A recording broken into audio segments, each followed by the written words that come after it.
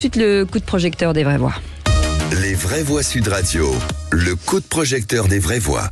Ramener la Russie à la raison et tout le monde à la table des négociations. C'est vrai que la Chine, pour l'instant, elle n'a pas encore armé. Elle a la Russie et c'est ce bras-là qu'il essaie de retenir le président Macron. Vladimir Poutine est arrivé en Chine, une visite d'État de 2 jours. La Chine est prête à travailler avec la Russie pour réaliser le développement et la revitalisation de leurs pays respectifs et défendre l'équité et la justice dans le monde.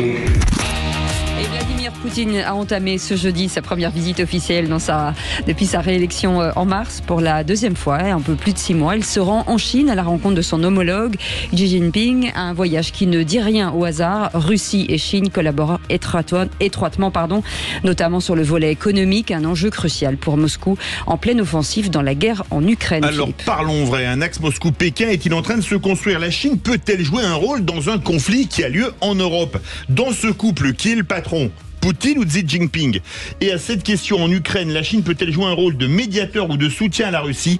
Vous dites à 59% de soutien à la Russie et évidemment à 41% de médiateur. Et Jean-Baptiste Noé est avec nous, rédacteur en chef de la revue Conflit. Merci d'être avec nous. Philippe Bilger, ce bloc finalement Chine, Moscou, Russie face aux Occidentaux peut faire peur. Oui, mais il y a quelques mois, Sud Radio, légitimement, avait déjà questionné la relation entre la Chine et la Russie. Et si je peux me permettre une intervention qui n'est pas évidemment liée à une compétence géopolitique, mais je dirais à la culture générale que tout citoyen essaye d'avoir dans ce domaine, j'ai l'impression, par de petits signes, que le bloc Chine-Russie, URSS-Russie, oui. N'est plus aussi homogène, n'est plus aussi solide qu'il l'était il y a quelques semaines, quelques mois. Je ne veux pas dire par là que la visite du dictateur chinois en France ait été tellement couronnée de succès que le président Macron ait pu instiller quelques idées de pacification, mais il me semble que on ne peut plus, comme hier, parler aussi précisément, avec tant de conviction, d'un bloc totalement homogène. Françoise Degois. D'abord, moi je pense qu'il n'a jamais été homogène et je ne suis pas du tout d'accord avec Philippe Bilger.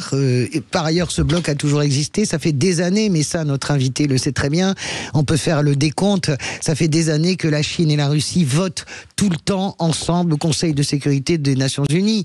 La Chine et la Russie se sont rapprochés depuis bien longtemps à travers bien sûr l'organisation des BRICS et je ne suis pas du tout d'accord avec Philippe. Je pense que ce que j'ai vu sortir de la réception de Vladimir Poutine, des ors qui ont été mis à disposition pour le recevoir à Pékin, il faut aller à Pékin là où vous êtes reçu, il faut voir qu'est-ce que c'est la pompe chinoise, c'est quelque chose d'extrêmement impressionnant. Je me souviens avoir accompagné François Hollande, c'est écrasant même, c'est-à-dire que vous êtes, et là c'est vraiment, il y a un intérêt évidemment de la Chine par rapport à la Russie. La Chine a toujours eu une stratégie de puissance d'équilibre, ne voulant pas en gros se mêler tout à fait du concert du monde. Là, ça a complètement changé avec Xi, justement avec la présidence de Xi. Donc, je ne suis pas d'accord avec vous, Philippe. Je pense que ça n'a jamais été homogène parce que ce sont des concurrents, mais que jamais ils n'ont été aussi unis.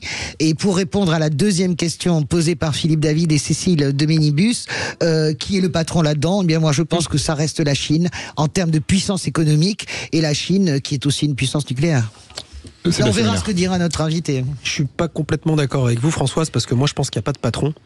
Je pense que Vladimir Poutine est son propre patron et le président chinois est son propre patron. Dire qu'il y a un bloc homogène, non, il y a 2 blocs. Voilà, il y a un bloc qui correspond à la Fédération des États de Russie, avec un oligarque politique qui s'appelle Vladimir Poutine, et vous avez un bloc politico-financier en Chine avec un oligarque qui est le président chinois. Ils sont alliés depuis des années, de toute façon, dans leur vote. Alliés, mais ce sont 2 blocs différents. Oui, bien sûr, c'est pas... Voilà.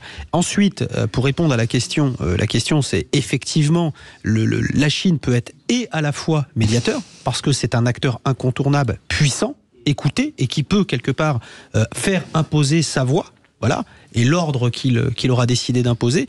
Et en même temps, c'est un soutien indéfectible du bloc russe. Sébastien Noé, rédacteur en chef de la revue Conflit. Jean-Baptiste. Pourquoi Sébastien? C'était Sébastien Ménard. Jean-Baptiste Noé, pardon. Est-ce que la Chine peut jouer un rôle dans un conflit qui est quand même un conflit européen? Parce que même si la Russie est en Europe et en Chine, le conflit a lieu uniquement en Europe, en Ukraine. Moi, ce que je note, c'est que c'est la première fois dans son histoire que la Chine intervient dans les questions européennes. Exactement. Ça, c'est sans précédent, ça n'est jamais arrivé. Voilà. On n'imaginait pas, il y a 20 ans, Pékin intervenir, et on voit même des Européens qui sont quasiment à quémander, même qui demandent directement à Pékin d'intervenir pour régler leurs affaires. C'est du jamais vu dans l'histoire du monde que la Chine soit le point central. Les Européens ne sont pas capables de faire la paix entre eux, ne sont pas capables de régler le conflit ukrainien. Ils sont obligés de demander aux Chinois. C'est un renversement du monde. Et la Chine, il y a un siècle, en 1920, était une colonie européenne avec des comptoirs européens. Et aujourd'hui, les causes sont renversées. On a la Chine qui a quasiment les clés de l'histoire de l'Europe.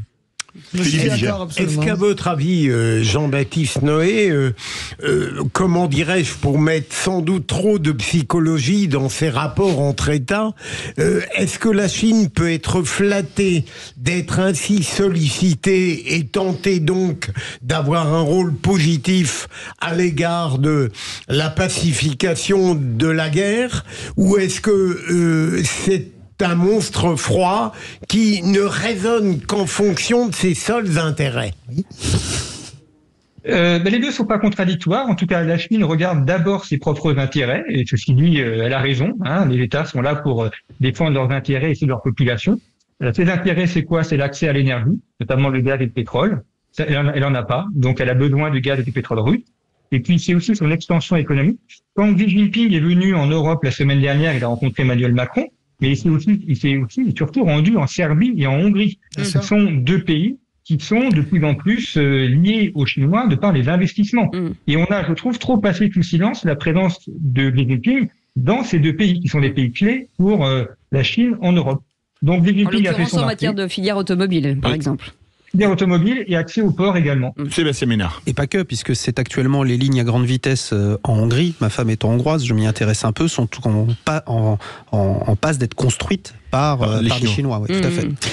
Qu'est-ce qu'on peut dire, la ligne Budapest-Roumanie. Exactement. Allez-y, Françoise. Je voudrais, rappelons, moi je pense que merci d'avoir rappelé le changement radical, mais ça c'est lié aussi à la décision de Xi.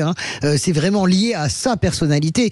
Personne, quand il est arrivé au pouvoir, ne pouvait prévoir la façon dont il tournerait. On avait le sentiment, au contraire, c'est quelqu'un qui allait pratiquer complètement l'ouverture et avoir cette mission peut-être un peu pacifique, en tout cas rester dans la ligne diplomatique chinoise qui est la ligne d'équilibre, et là on n'est plus du tout là-dedans. Est-ce que vous pensez qu'il y a quelque chose qui s'est gelé dans les relations avec Vladimir Poutine? Moi je ne le crois pas une minute. En tout cas dans ce que j'ai vu, quand on connaît l'importance dans tous les pays et en Chine, l'importance accordée au protocole, vous avez vécu des arrivées protocolaires présidentielles, je suppose, honnêtement, la façon déjà dont Poutine est accueilli, ça dit tout du lien avec le président russe sur des intérêts, c'est pas un lien affectif. Jean-Baptiste Noé. Ah oui, je suis d'accord avec vous. Il a reçu, il a mis vraiment les petits plats dans les grands. Il a reçu comme un chef d'État de très grande importance. Le décorum est extrêmement important dans les relations internationales. Ça donne quand même une image davantage de grandeur, évidemment, que Xi Jinping dans les villages pyrénéens. On est quand même sur quelque chose de beaucoup plus important. Jean-Baptiste Noé, juste parce qu'il nous reste quelques secondes, c'est les 60e anniversaire de cette relation l'amitié franco-chinoise. On peut croire en quoi, en fait, avec la Chine, du côté de la France? D'abord, c'est important pour les Chinois. Ils cultivent quand même cette histoire, le fait que De Gaulle soit un des premiers à les avoir reconnus. Après, il faut voir ce qu'on veut faire avec eux. C'est-à-dire qu'il suffit simplement que la Chine achète la dette française et met la main sur les fleurons industriels français, la relation sera un peu déséquilibrée.